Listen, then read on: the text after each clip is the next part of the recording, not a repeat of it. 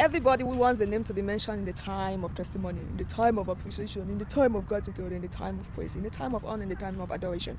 But I have something to say. Let's be honest. Gratitude opens a lot of doors. We all know that. Gratitude does a lot of things. But don't force people to praise you. Don't force people to honor you. Don't.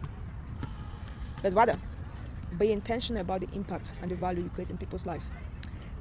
To be honest, have you ever sat and thought about those teachers that really impacted your life, that you genuinely appreciate them? Those people, your parents, those people that sacrifice and never asked to be praised. So I just believe, mostly in this time, that a lot of times people are doing things and they are looking for position, but they are appreciating themselves on the command. That's what the Bible says. When you give somebody something, let your left hand honor. There's a reason for that. There's a big reason for that.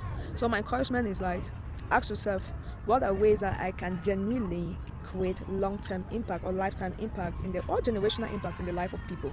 A couple. One is by teaching people.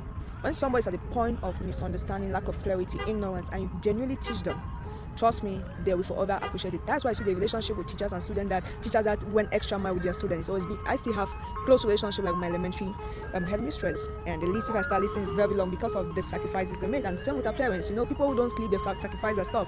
There's a special relationship you have for people that got your back regardless, even if they have no profit. And also there's a way that when you come to a point of another very important thing is respect. Every human being deserves respect, even if he's still a fetus.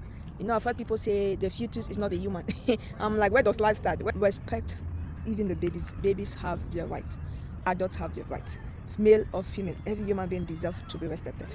And boundaries also deserve to be respected. So if people have the boundaries and you keep crossing them just because you're in charge, don't expect that value, that respect to be given back to you. Because when there's lack of empathy, there's more resentment. And you never know what resentment can incubate. But when there is empathy, there's a building of stronger relationship. So let me know, what is another thing you think people need to be more conscious of when building relationships or when helping other people? Let me know. And which one do you relate more to, the ones I mentioned?